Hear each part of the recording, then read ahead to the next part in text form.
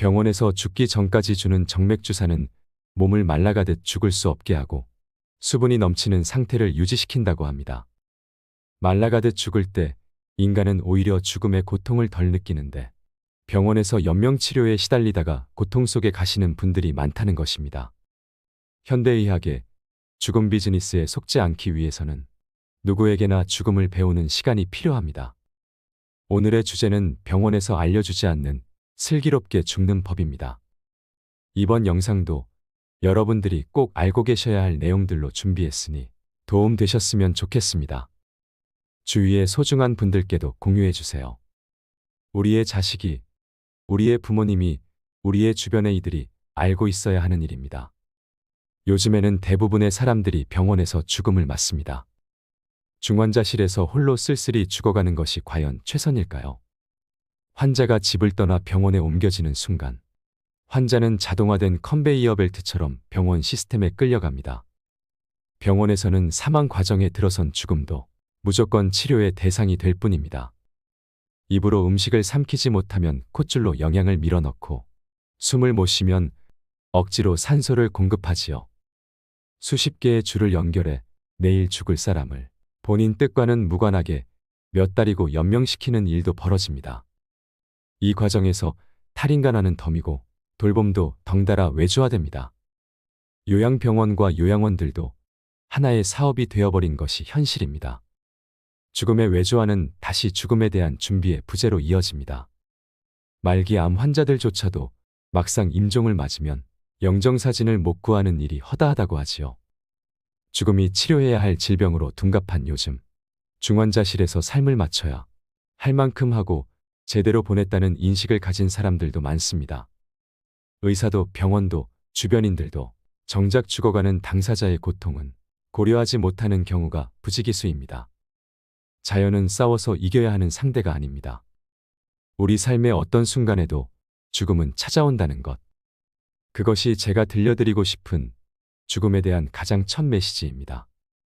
인간의 가치와 이윤을 쉽게 맞바꾸는 자본주의 사회에서 노화는 치료 가능한 병으로 둔갑하고 죽음이 병원에서 외주가 됩니다. 현대사회는 죽음을 병원 안에 가둠으로써 우리 일상으로부터 죽음을 단절시켜 버렸습니다. 죽음이 외주화되면 인식의 변화를 가져옵니다. 집에서 키우던 가축을 잡아먹던 시절에는 적어도 그 가축에게 미안하고 고마워했습니다. 하지만 도축장이 들어서며 동물의 죽음이 외주화되자 고기는 그저 마트에서 사는 상품이 되어버렸고 결국 공장식 축산이 표준화되었습니다. 우리는 더는 소와 닭과 돼지를 생명이 아닌 물건 취급하며 얼마나 싸고 맛있느냐로 평가합니다. 죽음이 생활에서 분리되어 외주화되자 죽음은 새로운 비즈니스로 재탄생하게 된 것입니다. 우리가 아는 연골주사는 퇴행성 관절염 환자의 손상된 연골을 치유한다고 잘못 알려져 있는데 기대할 수 있는 효과는 100% 진통 효과뿐이라고 합니다. 그리고 너무 자주 맞으면 관절 손상이나 인대 파열이 진행될 수 있기 때문에 다른 모든 치료와 마찬가지로 오용이나 남용은 금물입니다. 그런데 연골주사를 놓으면서 이런 말을 해주는 의사가 몇이나 있을까요? 그리고 우리가 건강검진을 할 때 찍는 CT 촬영은 몸에 방사선 폭탄을 투여하는 것이나 마찬가지라고 합니다. 그런데 병원에서는 CT를 쉽게 권유하는 경향이 있습니다. 심지어 살아도 산 것이 아닌 상태로 오랜 시간을 버틸 수 있게 하는 현대의료는 죽음에 대한 정의마저 모호하게 만들고 있습니다.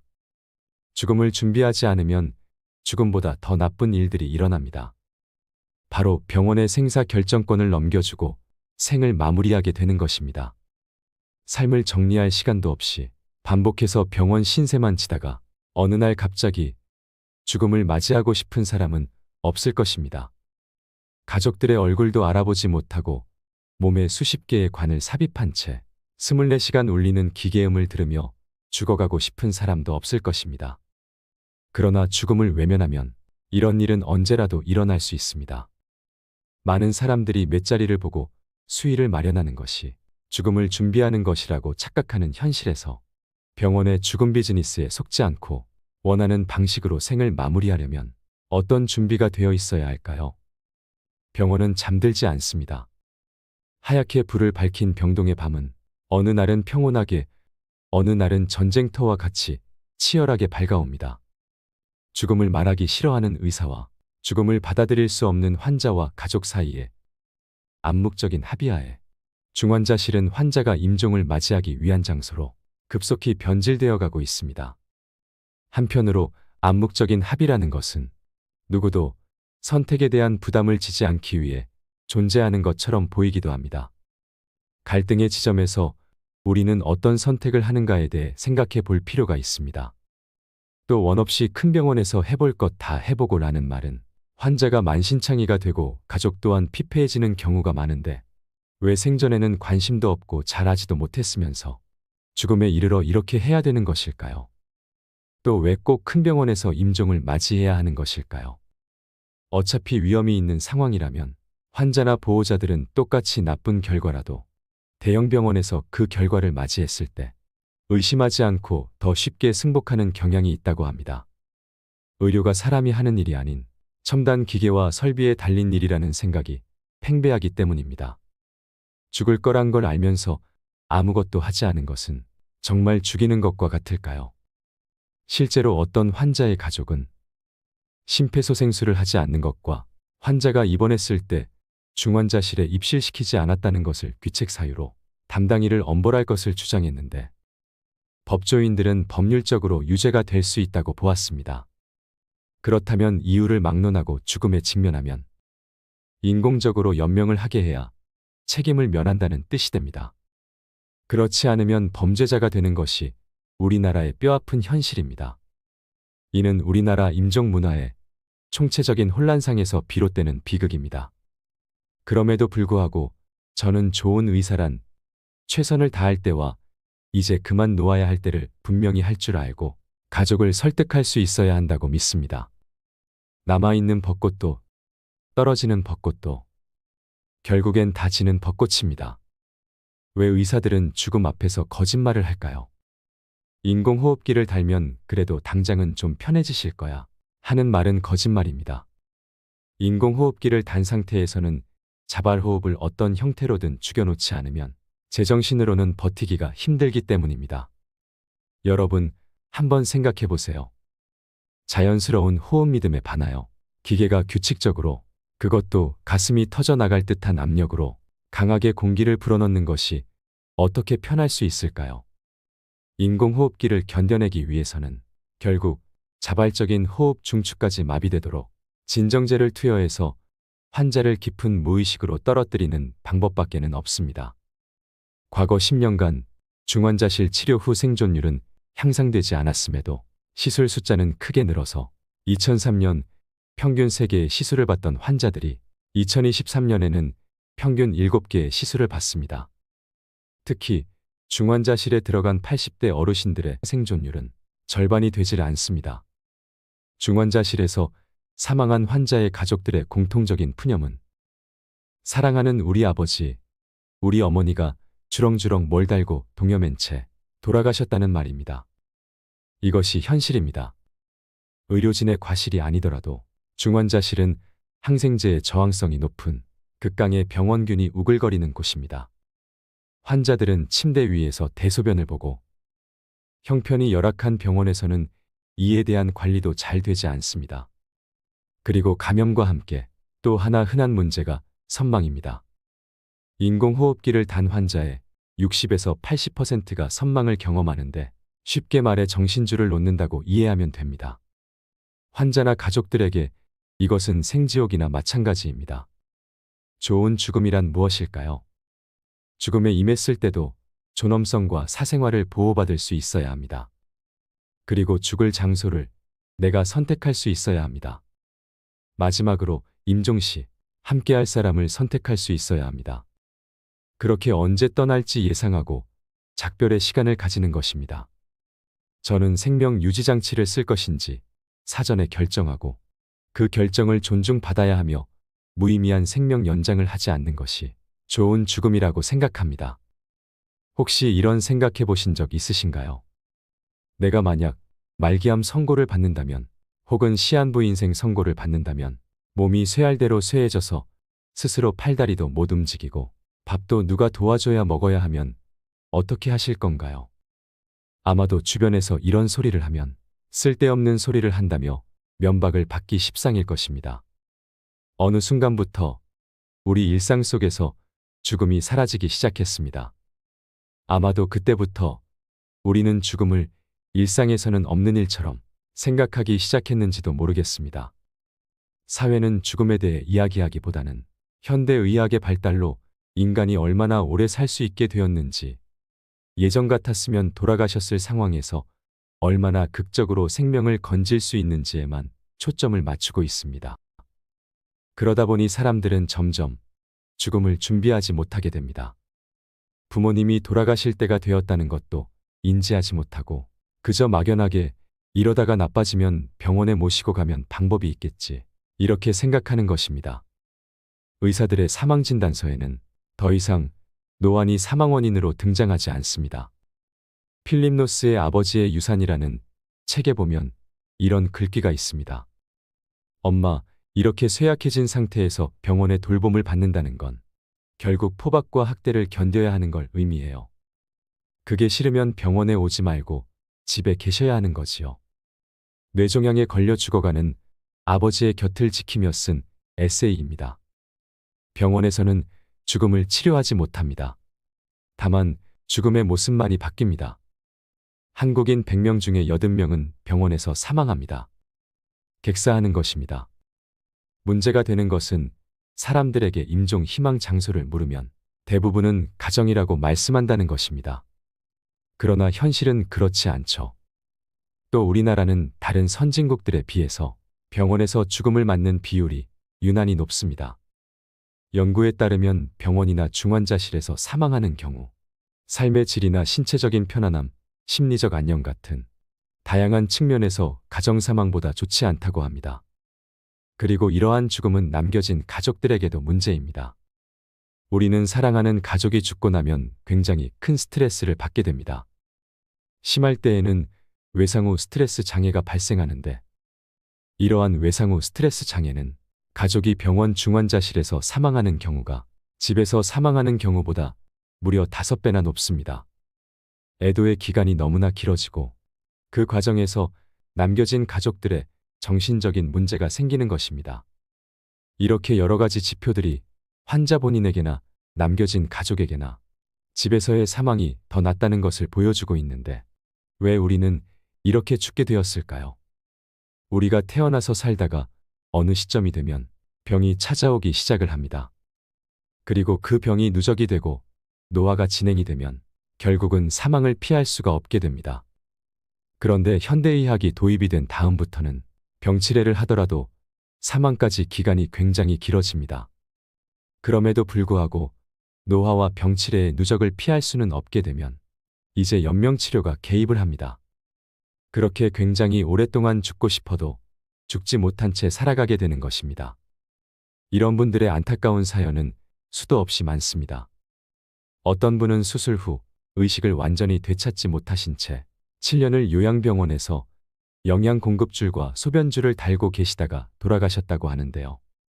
문병을 갈 때마다 고통스러워 보이셔서 가족들 모두가 참담했다고 합니다. 오히려 영면하셨을 때 그 얼굴이 더 편안해 보였다고 합니다. 또 어떤 분은 넘어지며 머리를 다치셔서 오랫동안 식물인간 상태로 중환자실에 계시다가 돌아가셨는데, 중환자실 병상 위에서 평생 쪽졌던 할머니의 긴 머리카락이 짧게 잘린 것을 본 손자는 아직도 그 장면이 마음 아픈 기억으로 남아있다고 합니다. 죽음이나 노화는 정말 의료적 처치로 되돌려야 하는 질병일까요? 먼저 현대의학에서 말하는 사망의 3단계가 있습니다. 첫 단계는 외출을 못하는 단계입니다. 즉, 누군가의 도움이 없으면 집 바깥을 안전하게 나갈 수 없는 단계가 옵니다. 이 상황을 사회적인 사망의 단계라고 봅니다. 두 번째 단계는 침상을 못 벗어나는 단계인데, 이것은 대소변이 해결이 안 되기 때문에 생물학적 사망이라고도 말합니다. 세 번째 단계는 밥을 못 먹는 단계입니다. 현대의학은 여기에 또 개입을 하고 물리적으로 영양을 공급하면서 삶을 늘립니다. 즉, 영양 주사를 놓는다든지 심하면 위에 구멍을 내서 이 관을 통해서 영양을 공급하지요. 노안으로 천명을 다해 죽는 것은 정말 이룰 수 없는 꿈이 되어버린 걸까요? 슬기롭게 죽음을 준비하는 3가지 방법을 말씀드리겠습니다. 첫 번째는 재산 정리입니다. 의외로 굉장히 많은 어르신들이 이것을 공부하지 않으십니다. 상속이나 세법이 복잡하기도 하고 재산도 많지 않은데 나 죽은 다음에 자식들이 알아서 하겠지 하는 것입니다. 그 결과로 유류분 소송이 계속 늘어나고 있는 것입니다. 미국인들은 굉장히 젊은 나이에 유언장을 쓴다고 합니다. 아주 적은 금액이라도 내 재산이라고 할 것이 생겼을 때, 그리고 내가 죽었을 때, 내 뒤에 남겨진 사람이 있을 때면 미리 써두는 것입니다. 어떤 유언을 남길지 생각해 보시고 직접 써서 미리 간직해 두시는 것도 굉장히 중요한 부분이라고 생각합니다. 그렇게 내 삶을 돌이켜보는 시간을 가지시길 바랍니다. 두 번째는 사전연명 의료의향서 작성이 끝이 아니라는 것을 아는 것입니다. 사전연명 의료의향서는 최소한입니다. 만약 내가 사고를 당해서 뇌사 상태가 되거나 할 때 회복 가능성이 없는데 연명 치료를 중단하기에 조금 더 용이한 절차적인 문제입니다. 그러나 몸 상태가 서서히 나빠지는 노안의 경우에는 사전연명 의료의향서가 의미가 없는 경우가 많습니다. 요즘 우리 사회에서 점점 웰다잉에 대한 관심이 높아지고 논의가 이루어지고 있습니다. 그래서 사전연명 의료의향서를 쓰시는 분들도 많죠. 그런데 우리나라에서 사전연명 의료의향서를 작성했던 33만여 명 중 뜻에 따라 생을 마감한 경우는 725명에 불과했다는 사실을 아시나요? 2023년 현재 기준 180만 명이 사전연명 의료의향서를 작성했지만 이 중에서 본인의 뜻에 따라 죽음을 맞이하는 사람은 몇 명이나 될까요? 이 서류 하단에 있는 유의사항을 보면 여기에 기록된 이 결정은 담당 의사와 해당 분야의 전문의 1명 모두가 작성자가 임종 과정에 있는 환자라고 판단하는 경우에만 할 수 있다라고 되어 있습니다. 그런데 임종 과정에 있는 환자라고 판단해주는 의사가 잘 없습니다. 큰 대학병원의 응급실에 가보십시오. 분명히 돌아가실 환자인데 누구도 이분이 임종이라고 말하지 않습니다. 폐렴입니다. 신장이 나쁩니다. 탈수입니다. 이렇게 얘기하지 누구도 임종이라고 얘기를 하지 않습니다. 왜냐하면 바로 그 순간에 있는 문제들만 해결하면 된다고 생각하는 의사들이 많기 때문입니다. 그래서 누구도 이제 그만 이라고 말하는 사람이 없습니다. 의사는 병원에 온 환자의 생명을 살릴 의무가 있기에 모든 수단을 동원합니다. 폐가 기능을 상실하면 인공호흡기를 부착하고 심장이 기능을 못하면 에크모를 연결합니다. 그리고 임종을 앞둔 환자는 중환자실에서 신체의 기능을 확인하고 대신하는 온갖 줄을 주렁주렁 매달고 누워 있습니다. 그리고 시간이 지나면서 신체의 기능은 서서히 저하되고 그렇게 죽음에 이르게 됩니다. 일단 인공호흡기나 에크모를 연결하면 보호자의 요구에도 뗄 수 없다고 하니 남아있는 가족들의 경제적인 부담도 증가하고 임종을 앞둔 환자도 작별 인사도 못하고 의식도 없이 죽어가는 일이 지금 이 순간에도 계속 이루어지고 있습니다. 가장 평화로운 임종은 불안함에서 벗어날 것, 혼자서 임종하지 않을 것, 아이들과 함께 있을 것이라는 3가지 조건이 충족되는 것이라고 합니다. 이 3가지는 모두 병원, 특히 중환자실 임종에서는 지켜지기 어려운 조건입니다. 양심의사들은 입을 모아 얘기합니다. 임종 전 마지막 2, 3개월을 가족들과 생을 마무리하는 시간으로 보내기보다 중환자실에서 보내는 관행이 그 가족들을 불행하게 만들고 있다고 말이죠. 환자의 손가락 2마디가 썩어 들어가고 있는데도 주치의는 승합제를 올리고 심폐소생술을 하여 몇 시간의 생명을 연장하는 것이 지금 현대의료 시스템의 현실입니다. 그래서 노안으로 정말 기력이 쇠해지고 이제 나도 죽음을 받아들여야 한다 생각하시면 병원 치료를 받지 않겠다는 걸 모두에게 분명히 밝히셔야 합니다. 서양에서는 요즘 영양 공급과 항암 치료, 심지어는 혈액 투석까지도 연명 치료의 범주에 속한다고 봅니다. 이것을 결정하고 책임을 지울 사람은 바로 자신밖에 없습니다. 누구도 이것을 대신해 결정해 줄 수가 없습니다. 3번째로 지금 이 순간 오늘을 소중히 여기십시오. 내가 내일 죽을 수도 있다고 생각하면 오늘 왜 이렇게 사람들하고 얼굴 붉혀가면서 다투고 별것 아닌 일에도 마음 상해하고 기분 나빠할 필요가 있을까라는 마음이 들지 않을까요? 세상의 모든 많은 고뇌들이 없어질 것 같습니다. 그리고 옆에 계신 분들에게 늙으면 빨리 죽어야지. 나 좀 죽게 해줘. 이런 말은 빈말로라도 하지 않으셨으면 좋겠습니다. 세상에 남겨진 이들에게 고통이 될 수 있습니다. 내가 언제 죽을지 아무도 모르고 죽을 때 죽는 것입니다. 그러니 내가 힘들다는 이유로 입버릇처럼 그런 말은 하지 말아주세요. 데이비드 캐슬러의 인생 수업을 보면 이런 글귀가 있습니다. 삶의 마지막 순간에 바다와 하늘과 별과 사랑하는 사람들을 마지막으로 한 번만 더 볼 수 있게 해달라고 기도하지 말라. 지금 그들을 보러 가라. 우리에게 주어진 남은 생. 사랑하는 이들과 더없이 행복하고 소중한 시간을 보내셨으면 좋겠습니다. 지금부터 말씀드리는 내용은 꼭 기억해 두셨으면 합니다. 우리가 임종이 다가왔다는 것은 어떻게 알 수 있을까요? 임종 일주일 전에는 의식 변화, 진정, 즉 외부 자극에 대한 반응의 저하, 수축기 혈압 감소와 구강 건조 등의 증상을 보인다고 합니다. 특히 임종 하루 이틀 전부터는 혈압이 현저하게 떨어지고 가래 끓는 소리를 내며 눈을 위로 치켜뜨는 증상을 보인다고 하죠. 의식의 변화는 진정과 기면의 단계를 거쳐 혼수와 사망에 이르게 되는데, 이는 잠들듯 편하게 눈을 감는다는 표현을 의학적으로 설명한 것입니다. 하지만 일부 환자들은 창난, 환각, 경련 등 임종 직전의 선망을 겪습니다. 의식이 나빠지면 이에 따라 호흡이 불안정해지는데 숨을 몰아쉰다든지 긴 시간 숨을 쉬지 않는 무호흡 증상이 나타나면 임종에 임박한 것으로 보아야 합니다. 하지만 이것을 기억하세요. 무난한 임종 상태로 임종에 가까워지면 오히려 통증은 줄어듭니다. 임종 환자의 가래 끓는 소리를 의학적으로 임종천명이라고 하는데요.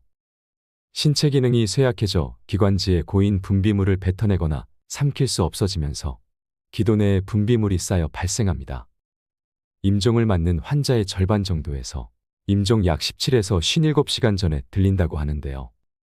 이 증상이 일어날 때쯤이면 대체로 의식은 혼수 상태이며 환자는 불편함을 거의 느끼지 않는다고 알려져 있습니다. 하지만 이를 지켜보는 가족들에게는 임종의 모습이 트라우마로 남아 환자가 사망한 후에도 수년간 회상될 수 있다고 합니다. 이 시점에 도저히 참지 못하고 환자를 의료기관으로 옮기는 순간 연명치료의 굴레에 들어서게 되는 것입니다. 밥을 못 먹는 단계를 지나 물도 못 마시는 단계가 오면 이제는 정말 살 시간이 얼마 남지 않았음을 알고 이에 대한 준비를 해야 합니다. 통념과 달리 임종 환자는 탈수가 되었다고 해서 갈증을 호소하지 않습니다. 큰 스님이 열반에 들기 전 곡기를 끊고 죽음을 기다리는 경우가 있습니다. 법정 스님도 그렇게 죽음을 맞이하셨다고 하는데요. 불가에서는 죽음을 단순히 인간의 육체가 사망한 것으로 이해하지 않고 육을 입은 생명의 존재가 미혹과 집착을 끊어내고 일체의 속박으로부터 해탈하는 것이라고 이해합니다. 죽음은 어떤 이에게만 벌어지는 특별한 비극이나 천벌이 아닙니다. 저는 가야 할 때가 왔다고 생각되면 이렇게 자연으로 돌아가는 것이 가장 바람직한 형태의 죽음이 아닌가 생각합니다. 김학철이라는 독립운동가를 아시나요? 임종하시기 전에 21일간 물만 드시면서 꼬박 굶고 마지막에 관장을 하고 돌아가셨다고 하는데요. 이렇게 돌아가시면 염할 것도 하나도 없다고 합니다. 마지막으로 김학철 전집에 있는 이 글귀를 들으시면서 어떤 죽음이 좋은 죽음일지 한번 생각해 보시면 좋을 것 같습니다. 노혁명가의 죽음, 은빛 호각. 내 일생을 통해 가장 경계해온 것이 남에게 쓸데없이 폐를 끼치는 일이요. 다른 하나는 번거로움이니. 며느리 너는 나 죽은 날에도 울지 말고 그냥 학교에 가라. 가서 평상시처럼 아이들을 가르쳐라. 위험 있는 삶도 어렵지만 사람이 한 명을 알고 자신의 죽음을 위험 있게 맡기가 쉽지 않거늘. 그러나 선생은 그렇게 했다.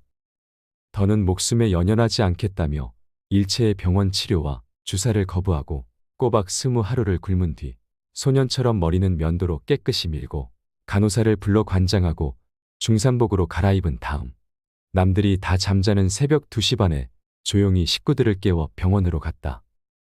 그리고 평소의 모습처럼 침대에 누워 도란도란 얘기를 하시다가 그만 깜빡 저 세상으로 가시었다. 입가엔 행복했던 날, 손녀와 함께 짓던 미소 자국이 역력했으며 눈가에선 마지막 매섭고 밝은 빛이 빛났다. 향년 85세. 이상으로 인생 철학이었습니다. 철학이 있는 당신의 삶을 응원합니다.